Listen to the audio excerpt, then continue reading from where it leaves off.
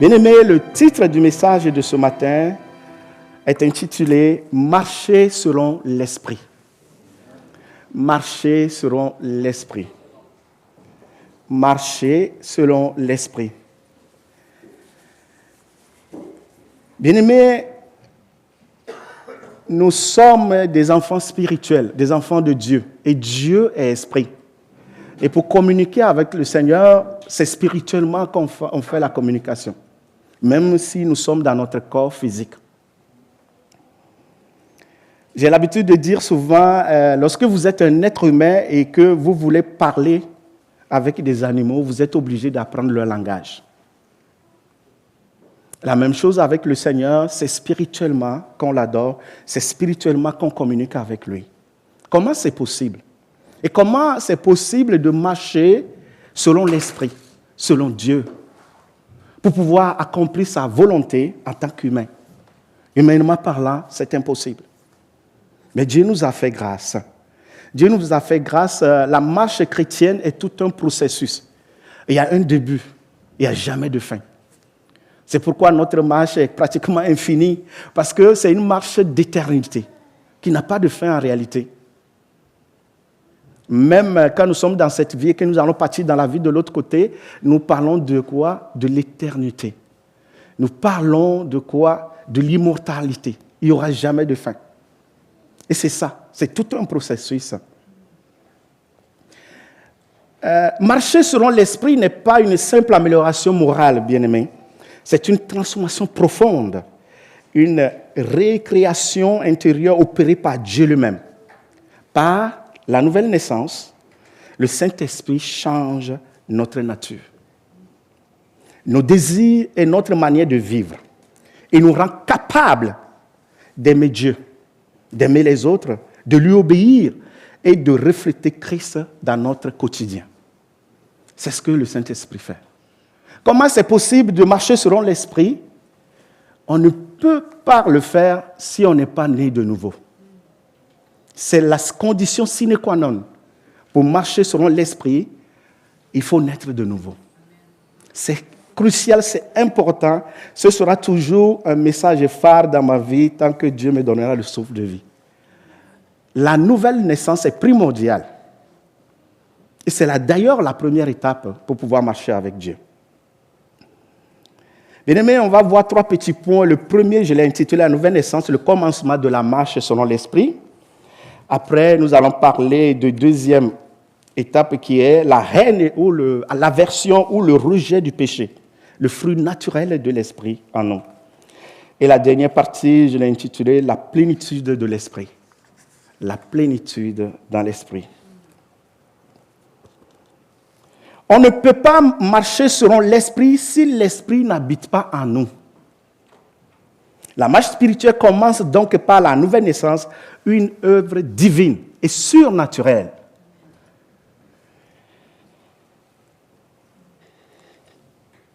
Bien-aimés, le livre de Jean, l'évangile de Jean, chapitre 1, à partir de versets 11 à 13, nous dit ceci.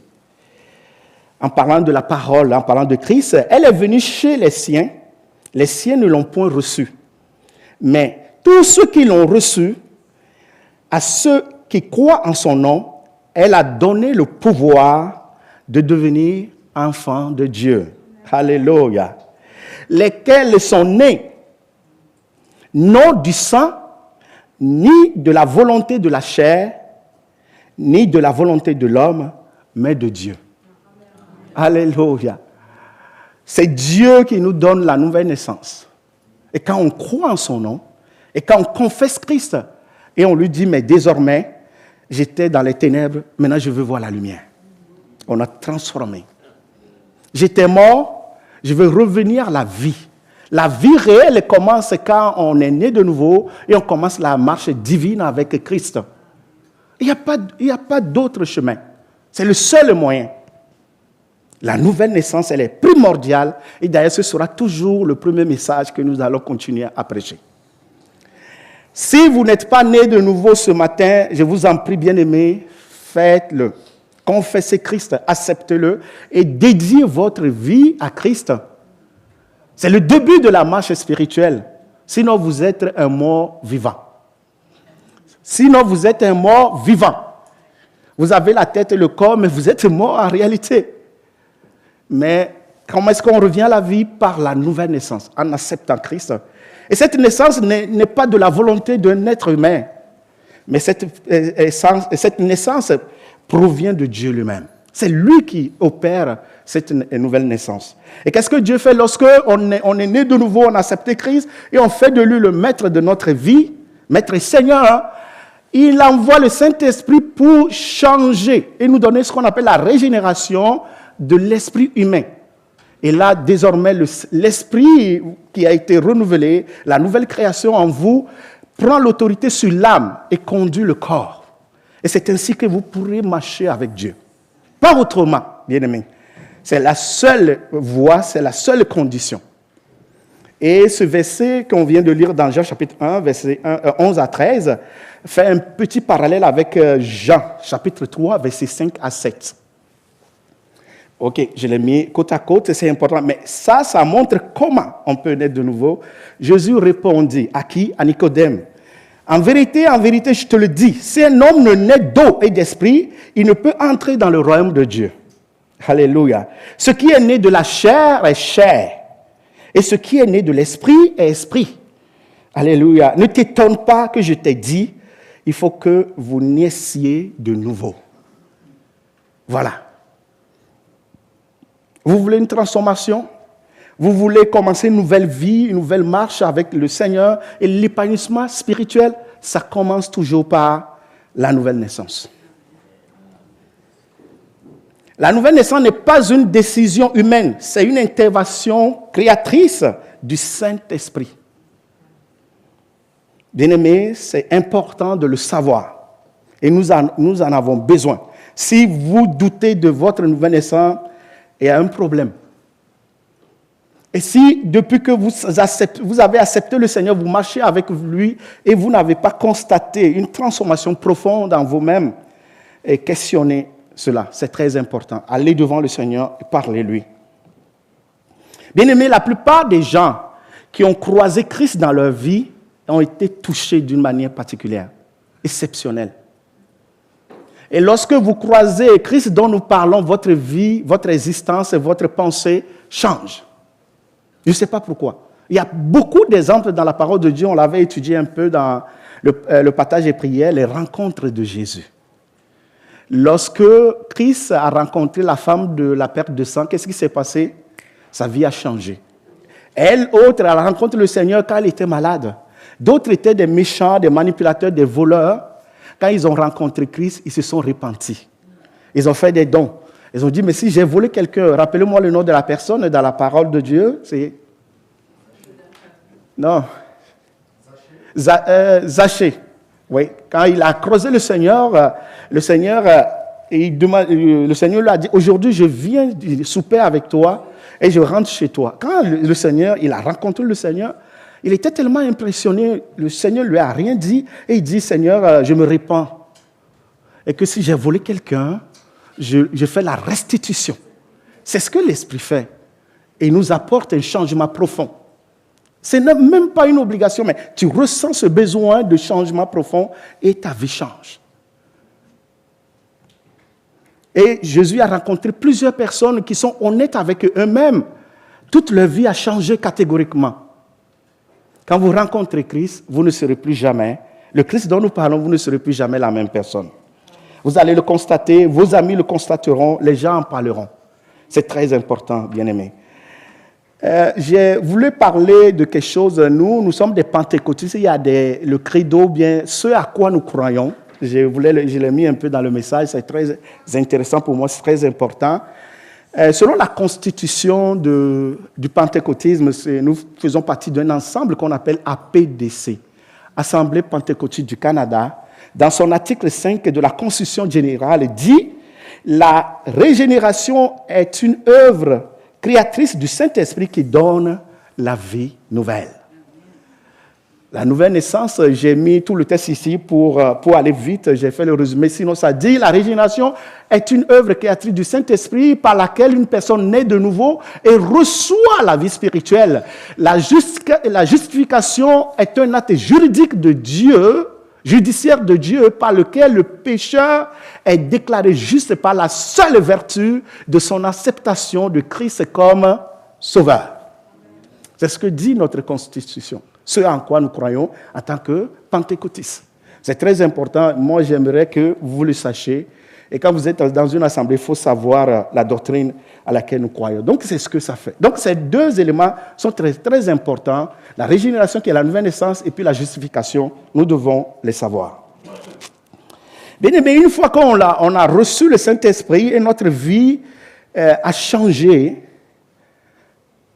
la conséquence directe de ça, on commence à identifier les maux de nos vies.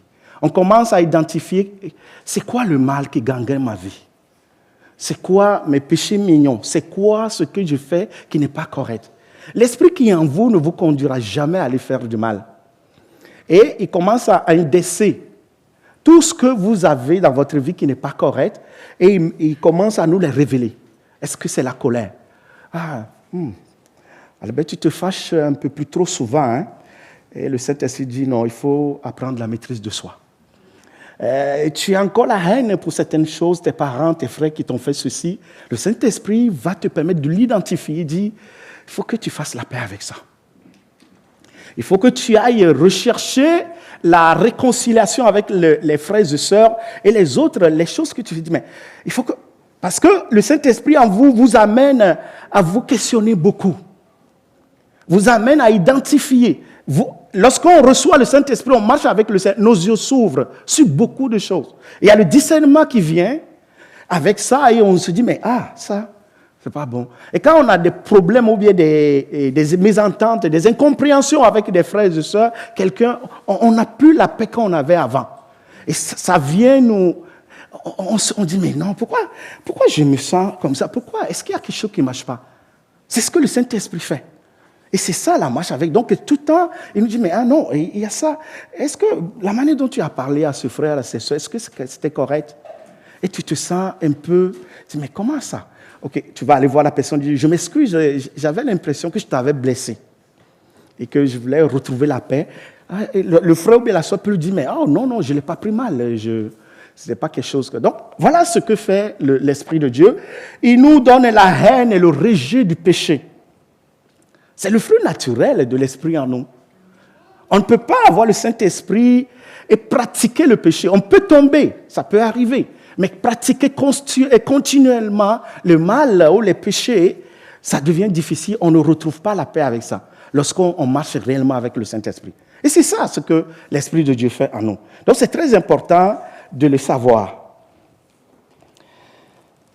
Bien-aimés, la marche avec Dieu, c'est une marche de sérénité et de joie. C'est vrai que parfois, il y a beaucoup d'épreuves aussi sur le cheminement, sur le chemin, mais Dieu nous donne la paix et l'assurance. Dieu, le Saint-Esprit, nous accorde la persévérance pour aller de l'avant. Et il nous encourage à garder la communion avec le Père, à garder la communion avec lui. Il nous donne la détermination et l'audace. Et là, on a le discernement, on constate plein de choses qu'on ne constatait pas avant, quand on ne marchait pas avec le Saint-Esprit, quand on n'était pas né de nouveau. Donc c'est extraordinaire, bien-aimé. J'ai fait venir un peu l'article 5 aussi, en parlant de le croyant et les démons. Dans notre Constitution, on en a parlé aussi, dans l'article 5, il y a ces 5 points, quelque chose en tout cas. Ceux qui veulent l'article, ils peuvent venir me voir, on va vous envoyer ça par courrier. C'est très intéressant. Quand on parle dans la Constitution pentecôtiste, on dit le croyant ne peut être possédé car son corps est le temple du Saint-Esprit. Les démons peuvent le tenter, mais ils ne peuvent pas dominer celui qui est en Christ. Ils peuvent le tenter, mais ils ne peuvent pas le dominer. Donc, c'est des choses que nous devons savoir aussi. C'est notre constitution et c'est ce que ça dit. Donc, quand on identifie un certain nombre de mots, on se dit, ah, ça là, en tout cas, j'ai commencé à dire, le Seigneur a dit, me met à cœur d'arrêter de fumer. Mais de temps en temps, je tombe encore là-dedans. Est-ce que ça veut dire que vous êtes possédé? Pas vraiment. Quand Christ est en vous, c'est fini. Normalement, ça chasse les démons. Donc, c'est très important de le savoir. Et les démons, eux, lorsque vous êtes régénérés et que Christ vient laver la maison et s'assoit, les démons devaient partir naturellement. Et de temps en temps, ils reviennent pour nous tenter, mais on peut les chasser. Jésus nous a donné le pouvoir de les chasser.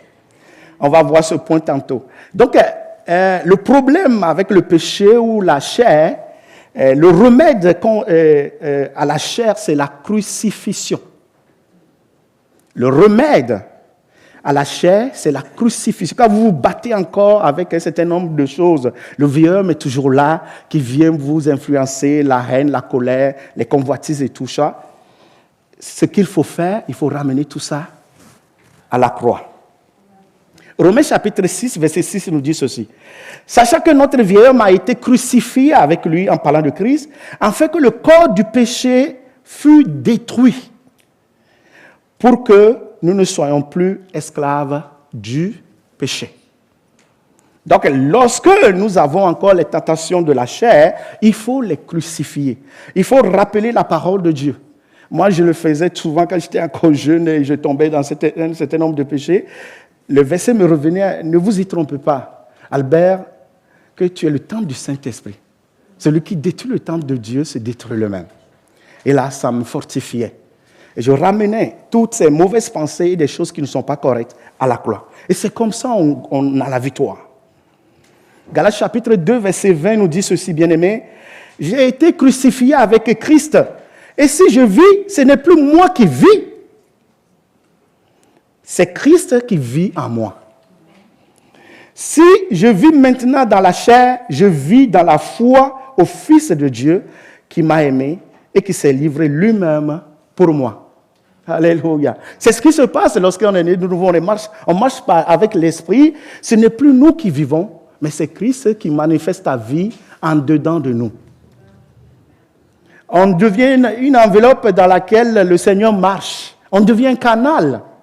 Et nous sommes cet auto que le Seigneur conduit lui-même. Parce qu'on ne dépend plus de nous-mêmes, nous dépendons entièrement du Saint-Esprit et nous le laissons nous guider. Il nous guide constamment et il nous conduit. Il nous donne des révélations, il nous ouvre les yeux. Il nous montre des choses que nous ne connaissons pas. La dernière fois, je parlais à mes frères et sœurs en disant, mais c'est extraordinaire quand même que lorsqu'on reçoit l'onction, on reçoit le Saint-Esprit, il y a une clairvoyance qui vient. Il y a des connaissances, tu vas dire, mais comment on comprend des choses qu'on ne comprenait pas. On a un grand discernement. Et on se dit, mais comment? Et même Jean l'avait dit qu'on n'a plus besoin de vous enseigner. L'onction vous enseignera toutes choses. L'onction vous enseignera toutes choses lorsque vous l'avez. Donc c'est extraordinaire. On se partage des mains avec le Saint-Esprit, nous donne de la connaissance et la victoire. Donc, la victoire sur la chair vient de l'unité, l'union avec Christ crucifié. C'est comme ça. Ce n'est pas un combat seul. Ce combat, je le mène avec le Seigneur. Seigneur, viens à mon secours, secours-moi dans tel péché, dans telle chose. Soutiens-moi, Seigneur. Garde-moi, Seigneur. Pardonne-moi. Je suis tombé encore. Mais je viens retrouver la sanctification auprès de toi. Sanctifie mon corps, mon âme, mon esprit. Et on reçoit quoi? On retrouve la joie. On se sent bien. On se sent heureux. On est épanoui spirituellement. Le Saint-Esprit qui habite en nous donne tellement de sérénité lorsqu'il y a de l'agitation de gauche à droite. Nous, on est calme. Nous, on est serein. Et ceux qui nous connaissent vont dire, mais comment est-ce que tu te sens aussi tranquille dans cette tempête? C'est possible parce que c'est l'Esprit de Dieu qui habite en nous qui le permet. Bien-aimés, c'est important, bien-aimés. Le remède contre l'influence démoniaque, c'est quoi? Jacques chapitre 4, verset 7 dit ceci. Je cite, « Soumettez-vous donc à Dieu, résistez au diable, et il fuira loin de vous. » On se soumet à Dieu et on résiste à l'ennemi. Et puis il fuit tout seul. Et on fait attention désormais, puisqu'on marche selon l'esprit, on ne se laisse plus influencer, on ne fait plus n'importe quoi. Souvent, j'ai l'habitude de dire, entre guillemets, permettez-moi les frères et sœurs, j'ai dit, nous ne sommes pas n'importe qui pour faire n'importe quoi. Nous sommes les enfants du céleste, les enfants du Dieu vivant. Donc, on ne peut pas faire n'importe quoi. À cause de l'esprit, le don de Dieu en nous, on ne se permet même pas certaines choses en secret parce que nous savons que Dieu habite en nous. Et ce respect, on le donne à l'esprit qui habite en nous et à nous-mêmes. Parce que Dieu nous a enlevé de la boue et nous a lavé pour nous mettre à part, pour que nous devenions un canal de bénédiction et de communication pour les autres. Et c'est ce que Dieu fait. J'appelle ça être disposé. Lorsque nous nous disposons pour Dieu, nous marchons avec le Saint-Esprit, Dieu nous utilise. Il utilise nos pensées pour donner des paroles de sagesse, des paroles d'encouragement, des paroles de bénédiction. Il utilise notre main pour guérir, pour restaurer, pour encourager, pour fortifier. Tout ce qui sort de notre bouche, les gens, souvent, ils vont dire, mais comment est-ce qu'il parle aussi bien? Comment est-ce que tout ce qu'il dit est rempli de sagesse? Ce n'est pas lui, c'est l'Esprit qui habite en nous qui le fait. C'est l'Esprit Saint qui habite en nous, qui opère ce miracle. Et c'est ce que le Saint-Esprit fait lorsque nous marchons avec lui. Bien-aimés, la marche avec Dieu, c'est une complicité. On invite Dieu en tant que partenaire de notre vie. Et on lui dit, mais Seigneur, on va aller faire ça ensemble. Seigneur, on va avoir la victoire ensemble. Seigneur, je compte sur toi. Je sais que tu es avec moi et tu me l'as promis. Et donc, je ne suis pas seul parce que Jésus a dit, c'est mieux pour vous que je m'en aille, mais je ne vous laisserai pas orphelin. Je vous enverrai le consolateur. Il sera avec vous jusqu'à la fin du monde. Il vous guidera. Il vous rappellera toutes choses. C'est ça la connaissance. Et là, vous dormez, vous recevez des révélations. Dieu vous parle constamment. Dieu vous parle à travers un frère. Vous le discernez. Ah, c'était ce que j'attendais la réponse là depuis. Comment vous l'avez su? C'est le Saint-Esprit. Et on discerne Dieu dans les petites choses. On le voit un peu partout, chaque fois. Que Dieu le permet dans nos vies et qu'il nous bénisse, bien-aimés. Éphésiens chapitre 6, verset 11 dit ceci, en parlant quel est le remède contre l'influence démoniaque, c'est ceci: revêtez-vous de toutes les armes de Dieu afin de pouvoir tenir ferme contre les ruses du diable. En plus de ça, Dieu nous a donné les armes. Quand vous lisez le verset 12 à 13, 14, prenez toutes les armes de Dieu. L'épée de l'esprit qui est la parole de Dieu. Le bouclier de la foi, le casque du salut. Nous avons les armes offensives et défensives. Nous avons tout pour gagner le combat. Dieu nous a outillés aussi, bien-aimés. Dieu nous a outillés contre les démons. Il dit, vous n'avez pas à lutter contre la chair et le sang, mais contre les esprits dans le monde des ténèbres. Donc, il nous a donné les armes pour ça. Et ceux qui veulent connaître, vous le savez bien. Et sinon, c'est dans Éphésiens chapitre 6, à partir du verset 10 jusqu'à 13, vous verrez cela. Donc, la soumission à Dieu et la résistance ferme assurent la victoire. C'est ce qui nous donne la victoire sur les démons, sur leur influence dans notre vie, bien-aimés. Donc, c'est très important de le savoir. Et l'ennemi, il vient chaque fois pour nous brasser un peu, mais nous utilisons toutes les armes pour tenir ferme et garder la foi pour aller loin. Et le dernier point, qui est le point 3, la plénitude de l'esprit, je l'aime tellement, j'aime ça, c'est extraordinaire. Et c'est la force pour marcher chaque jour. Lorsque nous sommes nés de nouveau, nous avons commencé à voir l'aversion, ou soit le rejet pour le mal, pour le péché, la conséquence naturelle, c'est la plénitude de l'esprit en nous. C'est la force. Je suis en train de faire un cours qu'on appelle pneumatologie et j'ai un livre, en tout cas, nous avons un livre qui est très intéressant. C'est dans ça, j'ai cette citation. Selon Roger Stronthad, l'activité de l'esprit dans la perspective de Luc se manifeste en 3 dimensions. La première, c'est la transmission de leadership. Lorsque vous avez le Saint-Esprit en vous et vous avez la plénitude, il vous donne le leadership. Vous avez l'aisance à parler devant les gens, il n'y a pas la peur, il n'y a pas d'inquiétude. Il vous donne d'abord le leadership. Ensuite, il te procure le signe, il te donne un signe authentique que vous avez reçu un appel, vous avez un ministère à faire. Parce que nous ne recevons pas la plénitude de l'esprit en restant dans nos salons. Non, c'est pour servir. On reçoit l'esprit et le leadership pour servir dans la maison de Dieu, pour faire un ministère, que ce soit la louange, que ce soit pour faire quelque chose. Donc, ce leadership, Dieu nous le donne. Et il nous donne un signe qui accompagne cela. Et le dernier, c'est l'appel, la vocation, cette capacité, il nous donne la capacité d'accomplir la mission. Et c'est selon l'auteur de ce livre dont j'ai parlé tantôt. Donc, voilà. Et j'avais le premier sous-point de cette troisième partie, c'est la transmission. Lorsque nous avons le Saint-Esprit, nous sommes remplis, nous avons la plénitude dans l'Esprit. Et il le fait en nous donnant son esprit profond où c'est comme on baigne dans l'huile, on baigne pratiquement dans l'eau. Et il nous envahit, il est avec nous. Et c'est ce qui nous donne l'audace, la capacité de parler avec autorité. C'est ça. Donc ça va vraiment loin et nous donne la capacité de réprimander même les démons, de prier et d'exercer le ministère avec efficacité. Il transmet. Et dans l'exemple de Moïse avec Josué, Nombre chapitre 27, je n'ai pas mis le verset, à partir du verset 18, on dit, Dieu dit, je mettrai sur lui de ton esprit. Il enlève l'onction sur la vie de Moïse et le met désormais sur la vie de Josué, pour lui donner la capacité à exercer. La transmission, c'est une onction qu'il reçoit spécialement. Il y avait un deuxième exemple aussi, le signe qui accompagne cette plénitude de l'esprit. Et c'est dans 1 Samuel chapitre 10, on a dit quoi? Il disait que lorsque Samuel a oint Saül, il dit, l'Esprit du Seigneur fondra sur toi et tu seras changé à un autre homme. Lorsque vous recevez la plénitude du Saint-Esprit, vous n'êtes plus jamais la même personne. Tu seras transformé à une autre personne. Et le signe qui a dit, quand tu t'en iras, tu rencontreras deux personnes, ils te demanderont comment est-ce que tu vas. Alléluia. Là-dessus, la bénédiction, la faveur, comment est-ce que tu vas? Et il y a un qui aura du vin, l'autre va avoir du pain, ils te le donneront, il faut l'accepter.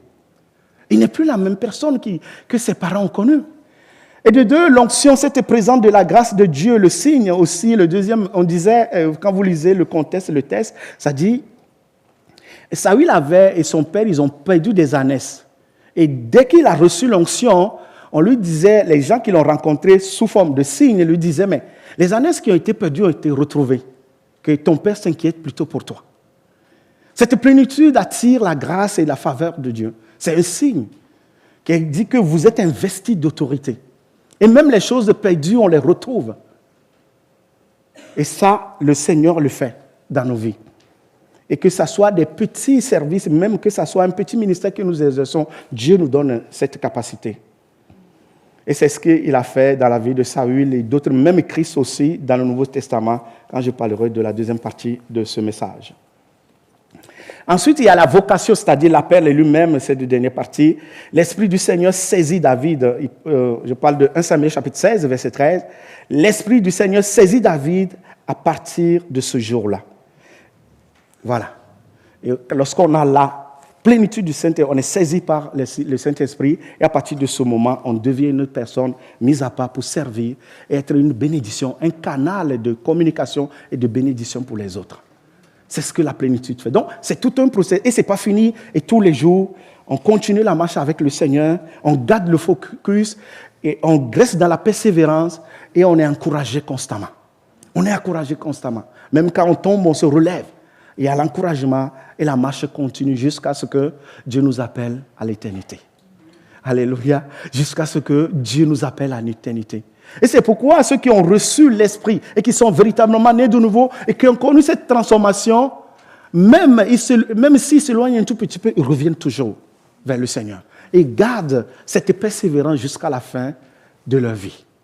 Et c'est ce que tous les hommes et les femmes de Dieu font et ont fait. C'est une marche éternelle jusqu'à la fin de notre vie. Quelles que soient les difficultés, les épreuves. Et c'est pourquoi nous avons besoin de la plénitude de l'Esprit bien-aimé. C'est très important. Convoitez ça. Convoitez la plénitude dans l'Esprit. Convoitez la marche avec le Seigneur et consacrons-nous. Dis, Seigneur, je me dispose en tes mains. Utilise-moi. Je veux être un canal de bénédiction pour les autres. Qu'est-ce que je peux faire pour toi? Comment est-ce que je peux être disposé pour que tu puisses parler à travers ma bouche pour bénir les autres, pour les encourager, pour les fortifier? Seigneur, je suis là. Je suis là. Où est-ce que tu veux que j'aille? Qu'est-ce que tu veux que je fasse? Et c'est pourquoi même quand vous commencez un ministère, quelque chose, il n'y a même pas du monde, vous ne serez jamais découragé. Vous allez persévérer là-dedans. Et vous le faites avec joie. Vous le faites parce que vous savez que c'est pour le Seigneur. Et il dit, mais Seigneur, je le fais, mais j'ai l'impression qu'il me manque des outils. Il me manque de la persévérance. Il me manque de l'onction. Je veux que tu me donnes l'onction pour l'appel que j'ai reçu. Je veux que tu me donnes cette capacité d'exercer avec aisance par moi-même. Non, je veux que tu utilises mes mains, utilise ma pensée, utilise ma bouche pour bénir. Utilise ma main pour guérir. Utilise-moi, Seigneur. Je veux la plénitude de l'esprit. Le monde va mal. Qu'est-ce que je peux faire, Seigneur? Qu'est-ce que je peux apporter de plus? Qu'est-ce que je peux changer dans la vie des uns et des autres, Seigneur? Tout le monde même est découragé à l'église. C'est quoi le besoin, Seigneur? Qu'est-ce que moi je peux apporter? Je suis là. Seigneur, aide-moi. Qu'est-ce que je peux apporter pour changer cette église? Pour changer les mentalités, pour changer les vies? Qu'est-ce que je peux faire pour que les gens se réveillent? Nous dormons trop. Seigneur, ça ne va plus. Et on pleure pour le Seigneur. On pleure pour le Seigneur.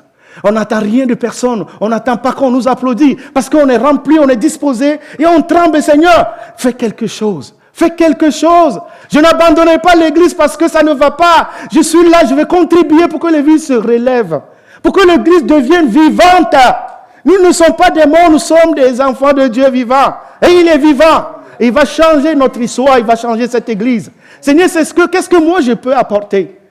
Oui, moi, donne-moi l'onction pour le faire. Je veux le faire, Seigneur. Et je viens ici, je crie seul, je parle seul. Mais je sais que toi, tu es avec moi. Je sais, si ça, les gens appellent, il est devenu fou. Non. Alléluia. Oh, les Kassandarabakatoria. Sembeireba Konya Beria. Seigneur, Rabasso Cantoria. Boubou, me don cordi, me dora kamba de tinkari. Tenka sunka tarabasoria. Seigneur, donne l'onction à ton peuple, Seigneur. Galvanise-nous. Change notre vie. Viens apporter les transformations dans notre vie. Donne-nous les outils, les âmes nécessaires dont nous avons. Tu en as déjà parlé. Que chacun se saisisse de l'âme de Dieu pour aller chercher la victoire.